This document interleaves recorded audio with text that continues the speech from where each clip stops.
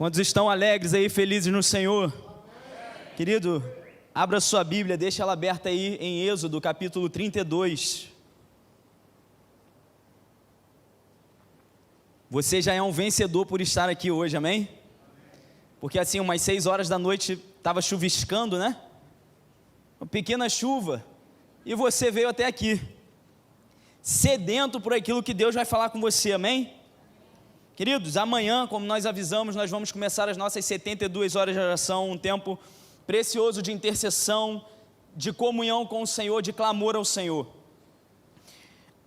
Nós entendemos então que seria interessante que nós falássemos no dia anterior, no culto da resposta, exatamente sobre oração intercessória, como a gente anunciou no domingo, e nós vamos entender hoje como nos tornarmos uma igreja mais intercessora, amém? Está preparado para isso? Você quer viver isso? Quer interceder mais? Quer orar mais? Quer clamar mais ao Senhor? Então preste atenção nessa palavra. Primeira coisa que a gente precisa resolver quando a gente fala sobre intercessão e sobre oração intercessória, deixa sua Bíblia aí aberta em Êxodo 32, nós já vamos para a parte da leitura. É uma compreensão um pouco superficial que nós temos do tema.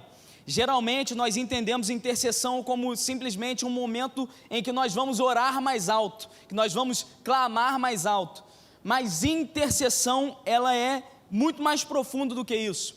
Interceder, preste atenção nisso, porque hoje nós vamos lançar os fundamentos da intercessão aqui, seria aula básica de oração intercessória, né? Você entrando na faculdade lá da intercessão, aula número 1, intercessão, querido, é intervir, é entrar no meio, é se meter em uma situação, isso é interceder. Intercessão é você entrar em uma situação e mudá-la. Ao mesmo tempo, intercessão, eu não sei quantos de vocês aqui são apaixonados por matemática e geometria, tenho certeza que a igreja inteira adora matemática, amém? Amém. Glória a Deus. Mas quando você estudava lá em geometria, fazia um círculo assim, e outro círculo meio que do lado, e no meio tinha uma área comum entre esses dois círculos. Aquela área chamada de interseção é a área comum entre duas partes. Interceder, querido, é tornar, é apaziguar, é trazer para perto duas partes que estavam longe.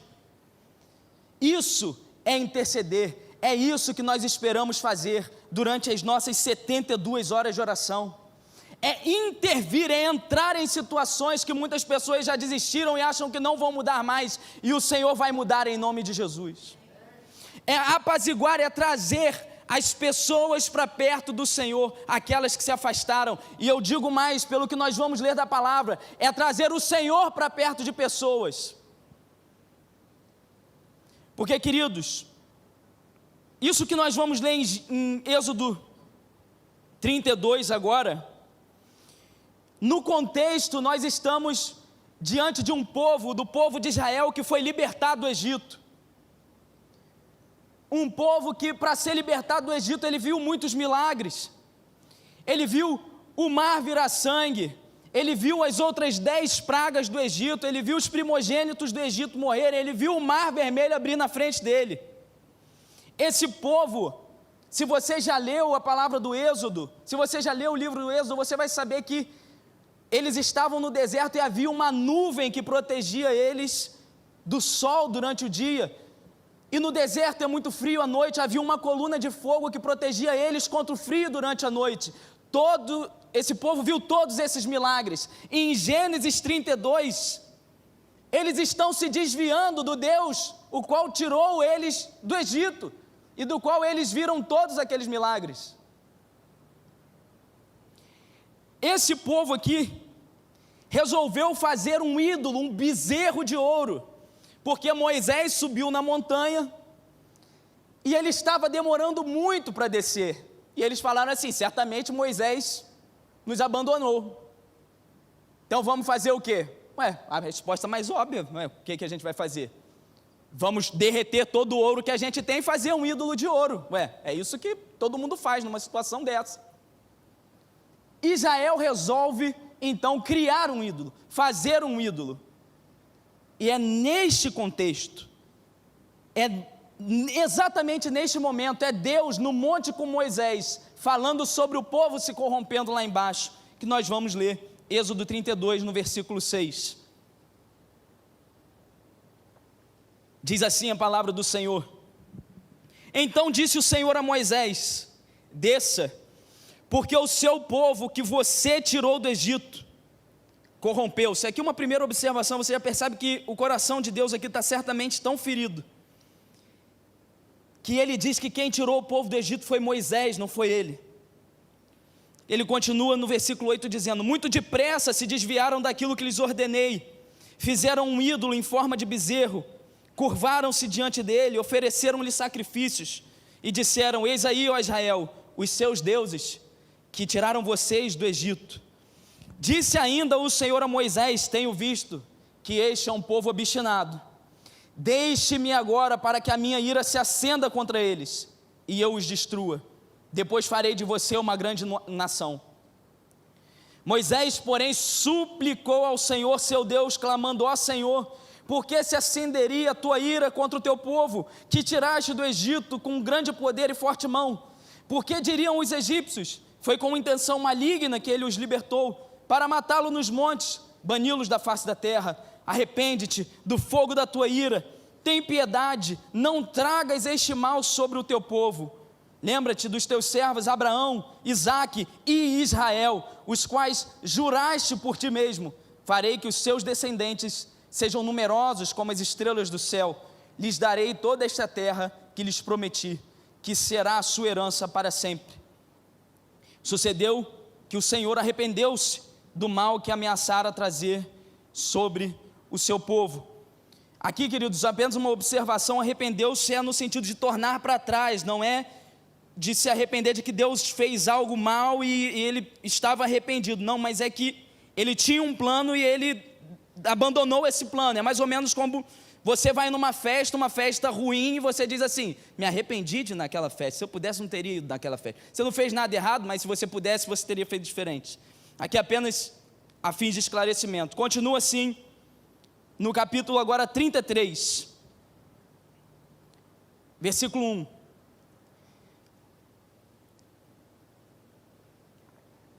Depois ordenou o Senhor a Moisés: saia deste lugar com o povo que você tirou do Egito, vá para a terra que prometi com juramento a Abraão, a Isaque e a Jacó, dizendo: eu a darei a seus descendentes. Mandarei à sua frente um anjo, expulsarei os cananeus, os amorreus, os hititas, os ferezeus, os heveus e os jebuseus.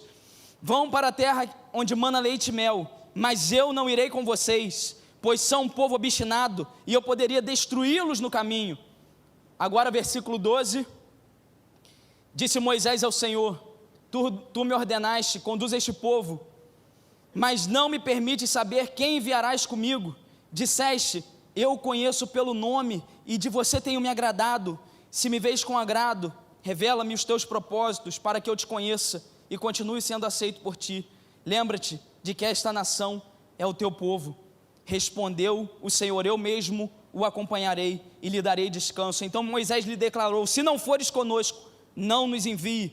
Como se saberá que eu e o teu povo podemos contar com o seu favor, se não nos acompanhares? Que mais poderá distinguir a mim e o teu povo de todos os demais povos da face da terra? O Senhor disse a Moisés: farei o que me pede, porque tenho me agradado de você e o conheço pelo seu nome. Até aqui. Queridos, se nós queremos entender sobre oração intercessória, e se nós queremos ser uma igreja intercessora, é preciso aprender com esse texto. A primeira coisa, nós precisamos lutar com Deus, para que Ele não derrame a sua ira sobre os perdidos. Você entendeu isso? Você entendeu o que aconteceu aqui nesse texto? Aqui existe um povo desviado, e existe Deus revelando ao seu profeta que Ele vai derramar e destruir esse povo, mas é Moisés que diz assim: Senhor, por favor, não derrame a sua ira sobre esse povo. E incrivelmente, queridos, Deus torna atrás por conta da intercessão de Moisés. Moisés, ele intervém na situação e ele muda ela. Você pode até estar um pouco se perguntando: mas Deus irado? Sim, a gente disse, aquele povo viu inúmeras maravilhas, e mesmo assim ele se desviou, fez um bezerro e cometeu idolatria. Nós precisamos entender, querido, para a gente conseguir interceder direito, que o pecado atrai a ira de Deus. O pecado atrai a ira de Deus, e eu não quero me demorar explicando para você por que o pecado atrai a ira de Deus, mas se você for parar para raciocinar só um pouco, por que Deus odeia o pecado e ele se ira com ele, é só você pensar e se perguntar se você já viu alguma família destruída pelo adultério. Você conhece? Alguma família destruída pelo adultério? Alguém com o coração quebrado e partido por causa do adultério? Filhos criados com seus corações destruídos por causa do adultério? Você conhece alguma família que foi destruída pelo homicídio? Algum filho que foi deixado órfão pelo homicídio? Uma mulher que foi deixada viúva pelo homicídio? Você conhece, já ouviu falar?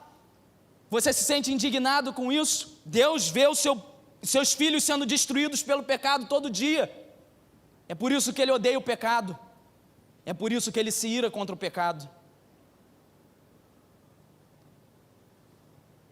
E o pecado da idolatria é um dos piores pecados, justamente porque ele tira Deus da jogada e coloca algo que é semelhante a Deus, algo que tenta se fazer Deus. Ele tira o parâmetro, ele tira o Senhor, aquilo que é o parâmetro, aquilo que é a nossa referência do que é justo, bom, belo e verdadeiro, e coloca algo que vai te falar mentiras, algo que é horrendo.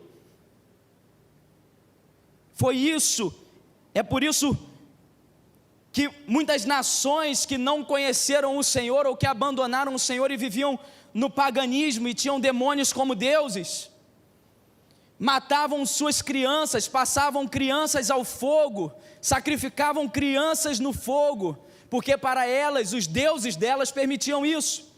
Mas para Deus, o Senhor de Abraão, de Isaque e de Jacó, isso nunca foi permitido. Na verdade, a história de Israel, a história de Abraão é marcada com Deus impedindo que ele sacrifique o seu filho. Então, você pode entender aqui, começar a entender por que Deus estava tão irado com Israel, que viu tantos milagres, e agora estava fazendo um outro Deus e dizendo assim: não, foi esse bezerro de ouro, foi esse ídolo que me tirou do Egito. O Brasil é mais ou menos isso, querido. Nós estamos inseridos em uma nação completamente idólatra, completamente pagã. Inclusive nós estamos às portas do carnaval, período em que simplesmente os demônios andam na rua e as pessoas festejam o fato de carros alegóricos terem demônios, em que fazem todo tipo de chacota contra o Senhor. E se você acha que isso não atrai a ira de Deus sobre o Brasil, você está muito enganado. Se você acha que Deus não está irado com isso, você está muito enganado. Se você acha que o Brasil não precisa de intercessores falando: Senhor, por favor, tenha misericórdia desse povo, você está muito enganado. Porque nós precisamos aqui de pessoas como Moisés, querido. Nós, a nação brasileira, Botafogo, Rio de Janeiro, precisa de intercessores como Moisés, clamando pelo povo, pedindo: Senhor, por favor, não derrame a sua ira sobre o seu povo, seja um pouco mais paciente, porque ainda existe muito povo do Senhor aqui, ainda existe muito crente aqui, ainda existe muita gente que te ama. Existe gente que ama o Senhor aí ou não? Quantos de vocês amam o Senhor? Dá um glória a Deus alto, forte. Senhor, tenha misericórdia do seu povo, tenha misericórdia desse povo, tenha misericórdia desses bares. A gente pensa às vezes que intercessão é: vamos orar mais alto, vamos clamar, queridos. Intercessão é você ir diante de Deus, falar assim: Senhor, por favor, um pouco mais de paciência. Eu sei, esse povo é obstinado, esse povo é duro de coração, mas nós estamos aqui nos colocando à disposição do Senhor. Por favor, ó Pai, nos dê um pouco mais de tempo, nos dê um pouco mais de tempo para pregar mais, nos encha mais do Teu Espírito para pregar mais, nos dê mais estratégia, faça alguma coisa, Senhor, mas por favor, não destruas esse povo. Infelizmente, a última vez que eu preguei aqui eu falei um pouco sobre isso também, mas muitas vezes nós desprezamos essas pessoas e às vezes, sinceramente, se Deus destruísse elas, menos até um inconveniente. Às vezes nós pensamos assim. Às vezes nós pensamos assim, nosso coração está tão duro, tão fechado, que se Deus destruísse os ímpios hoje, a gente ia falar, ufa, graças a Deus, não aguentava mais esses caras. Você acha que Deus quer a salvação dos ímpios ou a sua destruição? Diga, salvação. Esse tem que ser o nosso sentimento, querido. Aqui nós vemos Moisés entrar em argumentação com Deus, em uma batalha literalmente argumentativa. A primeira coisa que ele fala, olha esse argumento de Moisés no versículo 12, ele vira para Deus e fala bem assim, Senhor, pare e pensa um pouquinho, você tirou esse povo do Egito, e você está falando que vai destruir eles no deserto, você já pensou o que vão falar de você no Egito, Senhor? No Egito eles vão falar que você tirou eles do Egito para destruir eles, com uma intenção ruim, para destruir eles no deserto. Você quer que fale isso sobre o Senhor? E aí Deus, esse cara aí tem um ponto, esse cara aí, não estou convencido ainda não. E aí ele continua, ele fala assim, Senhor, lembra da sua aliança com Abraão, com Isaac e com Israel, com Jacó, a quem ele trocou o nome para o povo que agora ele está falando em destruir. Lembra que a gente começou lendo a palavra e Deus diz bem assim, você tirou esse povo do Egito, o povo que você tirou do Egito, Moisés se corrompeu, e aqui Moisés está dizendo, não, esse povo é o povo de Israel, com quem você fez uma aliança. E ali o Senhor fala, eu vou ter mais um pouco de paciência com esse povo, você me convenceu, Moisés. A gente tem que entender que Deus está levantando a bola, querido, para a gente interceder. Aqui Deus está levantando a bola para Moisés interceder, Deus está provando o coração de Moisés, inclusive. Eu sinto aqui que é isso. Deus está falando bem assim, eu vou falar que vou destruir, vamos ver o que Moisés me fala. Aliás, Deus faz uma proposta, Deus fala bem assim, eu vou destruir esse povo, e vou fazer de você, Moisés, uma grande nação. Tentador, não? Tentador, então você vai, aí a grande nação vai sair a partir de mim, e eu que... Deus está provando o coração de Moisés, e aqui Moisés é aprovado. Toda vez que você sentir raiva dos ímpios, toda vez que você sentir aquela ojeriza dos ímpios, aquele afastamento, Deus pode estar provando o seu coração. Você quer a destruição deles? Ou você quer a salvação deles? O intercessor, querido, ele luta com Deus pelos perdidos. Ele luta com Deus pela misericórdia. Ele luta com Deus para afastar a ira do Senhor sobre os perdidos. Um outro personagem que disputa com Deus, talvez você lembre, é o próprio Jacó, de quem o povo leva nome. Lá no Val de Jaboque, em Gênesis 32 também, já que nós estamos lendo Êxodo 32, Deus vem até Jacó. Se você conhece um pouco da história de Jacó, você vai saber que ele era ladrão, roubador, suplantador. Eles começam a lutar, e Jacó dizendo, eu não te largo enquanto você não me abençoar. E Jacó prevalece. E Deus muda o nome de Jacó para Israel. E você lembra, quando ele muda o nome dele, o que ele fala? Você lembra o que quer dizer o nome Israel? Ele muda o nome de Jacó e fala assim, você não se chama mais Jacó, você não se chama mais suplantador, roubador, você se chama Israel, porque você lutou com Deus e com os homens, e você prevaleceu.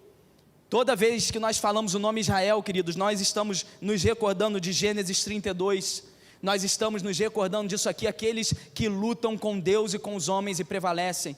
E aqui, querido, não é óbvio lutar com Deus para fazer a minha vontade, mas é lutar com Deus para ir para dentro da vontade dEle. Próprio Deus queria mudar Jacó, próprio Deus tinha essa vontade, mas Ele deixa Jacó lutar. É Jacó que tem que mostrar que ele quer mudar, e somos nós que devemos interceder, intervir e pedir, Senhor, tem misericórdia. A própria identidade de Israel é essa, querido. aquele que luta com Deus. Um outro exemplo que nós temos também de intercessor na Bíblia, talvez você lembre, é o próprio Abraão, na intercessão que ele faz de Sodoma e Gomorra, do seu sobrinho, primo, Ló. Você lembra dessa história da estátua de sal, da mulher que vira estátua de sal depois, Sodoma e Gomorra, que Deus destrói? Antes de Deus destruir Sodoma e Gomorra, ele tira um dia para ir conversar com Abraão, que era seu amigo. E ele chega para Abraão e fala assim: Abraão, você soube aí de uma cidade chamada Sodoma e Gomorra? Falei, Abraão fala, soube. O pessoal lá é brabo, né? O pessoal lá peca bem. Peca de verdade, Senhor. Estou pensando em mandar uma bola de fogo aí, né? Encerrar esse assunto.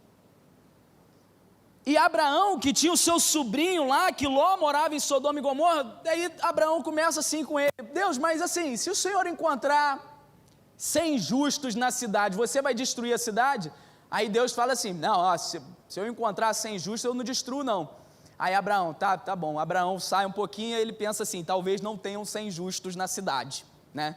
Então acho que eu vou melhorar a minha proposta. Senhor, e se você encontrar 50 justos? Fala assim: não, se eu encontrar 50 justos, então não destrua a cidade. Aí Abraão fica indo e voltando, cada vez que ele volta, mas se o Senhor tem, assim, 10? Não, se eu encontrar 10, eu não destruo. E se o Senhor encontrar 5? Nossa, se eu encontrar 5 é o meu limite, eu não destruo. Mas e se o Senhor encontrar 1? Ele fala: se eu encontrar um justo naquele lugar, eu não destruo a cidade. E ao que parece, Deus não encontrou nenhum justo. Mas ele fez aquilo que Abraão desejava, que era proteger a vida do seu primo, do seu sobrinho. E ele tirou o Ló daquela cidade. Abraão aqui é o intercessor. E quando Deus vai fazer alguma coisa, queridos, na terra, a primeira coisa que ele faz é revelar aos intercessores, é revelar aos profetas aquilo que ele vai fazer. Isso está no livro de Amós, no capítulo 3, no versículo 7, que diz assim: certamente o Senhor não faz coisa alguma sem revelar o seu plano aos seus servos, os profetas. Observe que Deus revela o seu plano para Moisés, Deus revela o seu plano para Abraão, para que eles tenham a oportunidade de interceder, para que eles tenham a oportunidade de pedir: Senhor, não faça isso, Senhor, dê mais uma chance a esse povo, Senhor, tenha misericórdia, tenha paciência.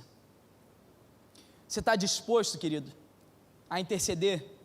Você tem alguém para interceder? Você tem alguém porventura que você fala assim: eu já oro há muito tempo, eu já oro há muitos anos, já oro muitos anos pelo meu marido, eu já oro muitos anos pela minha esposa, eu já oro muitos anos pelo meu pai, eu já oro há muitos anos por alguém. Você tem esperança, querido, de que Deus pode intervir nessa situação? O que você não pode é desistir de orar. A Rafa, quando ela veio fazer aqui o momento de intercessão, ela falou: sejam persistentes na oração, sejam persistentes em interceder, não desistam de orar. Está achando a situação do Brasil ruim, por acaso? A situação política, econômica, qualquer tipo de situação, a situação espiritual do Brasil? Quanto tempo nós dedicamos orando pela nossa nação? Quanto tempo nós dedicamos orando pelo nosso bairro? E depois queremos reclamar: nossa, está tudo horrível. Você é um intercessor, você é um intercessor pelo seu país, você está se intrometendo, você está intervindo na situação do seu país espiritualmente, do seu bairro, da sua rua. Você está clamando pelos perdidos desses bares, clamando por aqueles que estão desviados na idolatria, no paganismo, em outras religiões que sejam. Nós precisamos clamar para que Deus tenha misericórdia, querido, e não derrame a sua ira sobre o Brasil. Você concorda com isso? Você acredita nisso? Dá um glória a Deus aí. Segundo fundamento, querido, para nós sermos uma igreja intercessora, o segundo fundamento da curso básico de oração intercessória é que a eficácia da intercessão depende da intimidade do intercessor. Isso ficou evidente no texto, especialmente no versículo 17, no capítulo 33. Diz assim a palavra do Senhor: o Senhor disse a Moisés: farei o que me pede, porque tenho me agradado de você e o conheço pelo nome. Quando Deus fala que o conhece pelo nome, é óbvio que Deus conhece todo mundo pelo nome, mas aqui Ele está dizendo que nós somos íntimos. Você não é um qualquer, eu te conheço, eu tenho me agradado de você.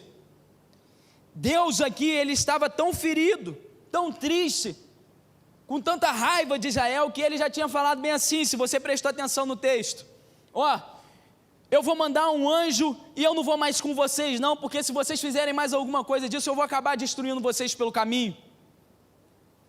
E aí Moisés fala assim: Senhor, mas se você não for, a gente não vai. Aí Deus fala: eu vou enviar um anjo, fica tranquilo. Ele fala: mas Senhor, olha só Moisés intercedendo mais uma vez, e ele diz assim: Senhor, o que Israel tem diferente dos outros povos, senão que o Senhor anda conosco? Essa é a nossa diferença para os outros povos, que o Senhor anda conosco. E aí Deus fala isso para ele: eu vou fazer o que você me pede, eu vou com vocês, eu não vou mandar um hoje não, eu vou com vocês, porque eu tenho me agradado de você, Moisés, eu te conheço pelo nome.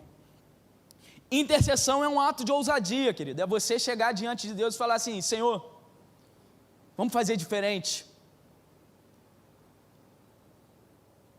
Mas para ser ousado tem que ter intimidade. Para ser ousado tem que ter intimidade, você sabe muito bem disso. Vou te dar um exemplo aqui. Vou dar um exemplo aqui. Imagine que você está numa festa, e aí você está sentado sozinho numa cadeira, numa festa, meio isolado. Está conseguindo imaginar, querido? Tá? Você está isolado, festa legal, você isolado. E aí você olha lá no fundo, tem um grupo assim, de adolescentes, pessoal da base. Cadê o pessoal da base? Pessoal da base, um grupo de adolescentes, um grupo de jovens, olhando para você e rindo. Olha lá, você vai se sentir confortável ou não? Não, né? Você vai ficar com raiva, vai ficar extremamente desconfortável. Agora pensa no seu melhor amigo, querido. Pensa que você está lá do outro lado assim, seus melhores amigos estão olhando para você: olha lá, cara de bundão. Olha lá. O que você vai fazer? Né? Você vai lá no meio da galera, você vai gastar, porque eles podem te zoar, eles têm abertura, eles têm ousadia para te zoar, eles podem, a intimidade deles permite isso. Um desconhecido não pode brincar com você. Se um desconhecido brincar com você, você acha até que está sendo desrespeitado. O que é isso? Nem te conheço, está me humilhando, alguma coisa dessa? Mas quem tem intimidade, querido, quem tem intimidade pode chegar falando de maneira íntima. Você não chama, por exemplo, alguém pelo apelido se você não for íntimo dele, se você não conhecer ele minimamente. Por exemplo, a minha esposa se chama Rayane, o apelido dela é Nana, para os mais próximos. Nem eu chamo ela assim, querido. Quem chama isso é as tias que criaram ela. Primeiro porque eu acho ridículo. Não, estou brincando, né? É fofinho, é Nana, né? Mas alguém aqui já chamou ela de Nana? Ninguém chamou ela de Nana. Agora vai chamar, né? Tá achando íntima, ó, aí, ó. A pastora pode. Quem chama do apelido é íntimo. Quem tem abertura para falar é a pessoa que é íntima. Quem tem ousadia é a pessoa que é íntima. Já reparou, querido, que a gente é mais ousado com nossos parentes? Já reparou isso, né? A gente tem mais para falar, não sei o que, com o parente fala. Com uma pessoa que é desconhecida: oi, pois não, bom dia, senhor, tudo bem? Não, que isso, tudo certo. Não, você pisou no meu calo, agora vai o marido pisar no calo. Vai o filho pisar no calo, porque abertura é intimidade não é para ninguém gritar ou fazer, né, com a família não, é para todo mundo agir direito, mas isso é um atributo da intimidade. você tem mais abertura, você pode falar de maneira mais tranquila, você está seguro, o relacionamento te dá uma segurança de que você vai chegar e vai falar do jeito como você entender, e você não vai ser julgado por isso. Sabe o que a palavra diz, querido? Em Êxodo, ainda nesse capítulo 33, que o Senhor falava com Moisés face a face, como quem fala com seu amigo. É por isso que Moisés, sendo amigo de Deus, chega lá e pede, e Deus faz. Porque ele é íntimo. A qualidade do relacionamento é que define o quanto você vai afetar alguém. Por exemplo, querido, muito do que nós vemos, muitas vezes o nosso relacionamento com Deus é comparado a um casamento, tanto que nós somos chamados de noiva de Cristo. Amém? Eu nasci um pastor que ele fazia isso para os homens. Homens, diga, eu sou noiva. Vamos lá, homens de atitude, urra, vai. Eu sou noiva. Mas os caras têm medo. Os caras têm medo. Eu sou noiva de Cristo. Nós somos a noiva de Cristo. O relacionamento com Deus é comparado a um casamento, querido. Agora deixa eu te perguntar, para quem é casado aí, quem vai no retiro de casais. Aliás, ainda não fizemos o grito do retiro de casais, né, pastor? Tem que fazer o grito do retiro de casais. Porque os homens de atitude, qual é o grito dos homens de atitude? Qual é o grito das preciosas? E o grito do retiro de casais? É esse aí, ó. Vai para o retiro de casais. Vai ser bênção na sua vida. Queridos, nesse relacionamento, eu queria que você imaginasse aqui. Calma aí, eu vou deixar você se recuperar. Queria que você imaginasse aqui um casamento em que o casal não se fala durante a semana. Não se fala, segunda, terça, quarta, quinta, sexta, sábado então nem se fala, que sábado é o dia de relaxar. O casal nem se fala, o cônjuge nem se fala. Mas chega no domingo, durante 2 horas no domingo, eles se falam. Eles têm uma noite de amor, eles têm uma noite de prazer. E depois termina aquelas 2 horas, eles, um abraço, estou indo embora. Segunda, terça, quarta, quinta, sexta, sábado, domingo de novo, eles estão lá juntos. Você acha isso um relacionamento saudável? Você acha que um casamento assim se sustenta? Mas, às vezes, essa aqui é a qualidade de noiva que nós somos. Essa é a qualidade de intimidade que nós temos com Deus. Nós estamos num casamento que a gente não fala com o Senhor a semana toda, nem segunda, nem terça, nem quarta, nem quinta, nem sexta, nem sábado. Chega no domingo, durante 2 horas, nós queremos ter 2 horas de amor com o Senhor, 2 horas de louvor. E aí você se pergunta às vezes, por que o Espírito Santo não desce, não vem? Estou meio frio hoje, a igreja está meio fria. Hoje está frio você, querido. Você não falou com Jesus a semana toda. Quer que quando você clame, Ele vem?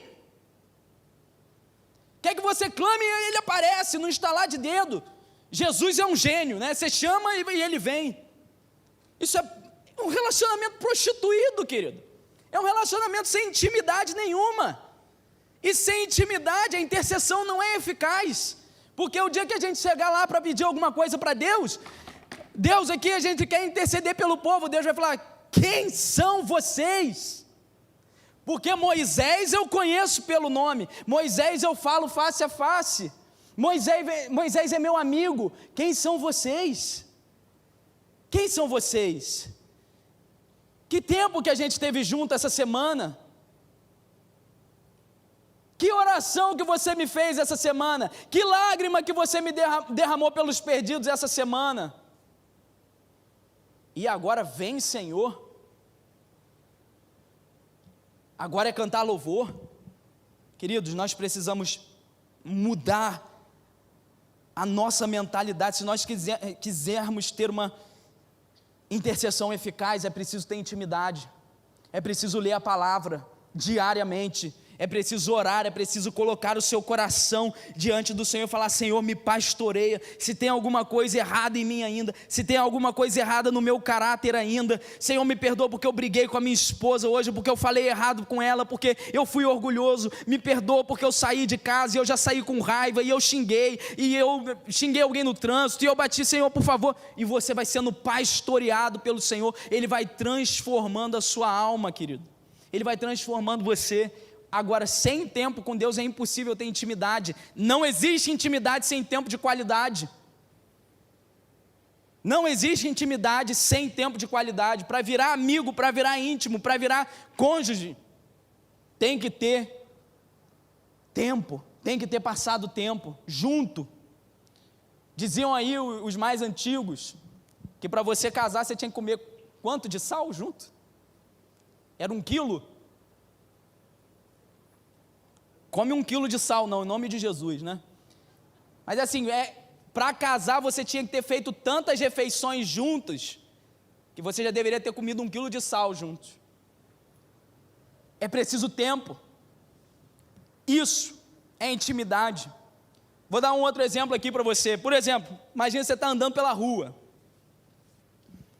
e alguém te pede uma quantia razoável de dinheiro, R$3.000, e diz que quando ele chegar em casa vai te pagar. Você daria? Gente assim, não tenho R$3.000, mas nem se eu quisesse eu emprestaria para ele. Não tem como dar R$3.000 para esse cara. Mas vamos supor que você tenha R$3.000. Você emprestaria? A pessoa está falando que vai te pagar. Olha, cara, eu perdi meu cartão, sei lá, meu celular ficou em casa, chegando em casa eu te faço um Pix. Cara aleatório na rua, você daria? Já falei que você tem o dinheiro, tá? Você tem, agora você tem. Não daria, amém? Agora imagina que é teu filho, sua mãe, fala assim: filho, deixei meu celular em casa, estou precisando pagar um negócio que custa R$3.000, e você tem o dinheiro, vou te pagar quando eu chegar em casa, você daria? Porque vocês são íntimos. Você vai acatar o que ela pediu. Deus acata o que Moisés pediu, porque eles são íntimos, porque eles são amigos. Você deixaria? Vou dar outro exemplo. Imagina que você está na rua. Quem tem filho aí? Levanta a mão. Eu não tenho, mas vou ter, em nome de Jesus.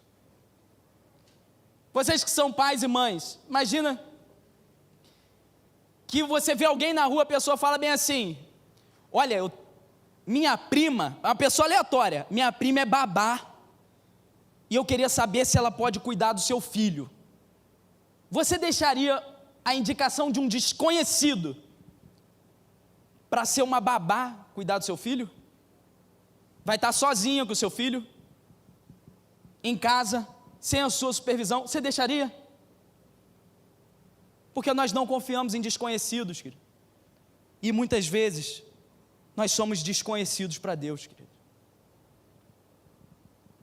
Nosso maior exemplo de intercessão é o próprio Jesus. Jesus tinha tanta intimidade com Deus que ele chamava Deus de Abba Pai, que quer dizer paizinho. E isso escandalizava os fariseus, escandalizava toda a classe religiosa do seu tempo, porque ele dizia assim: meu paizinho. Ninguém poderia se referir a Deus como pai, mas aquele que é íntimo, querido, ninguém entende às vezes como é a intimidade dele, ninguém entende como é o relacionamento, e os fariseus não eram íntimos do Senhor, não entendiam. Aliás, como nosso maior exemplo de intercessor, diz assim a palavra sobre Jesus: Deus em Cristo estava reconciliando consigo o mundo, não lançando em conta os pecados dos homens, e nos confiou a mensagem de reconciliação.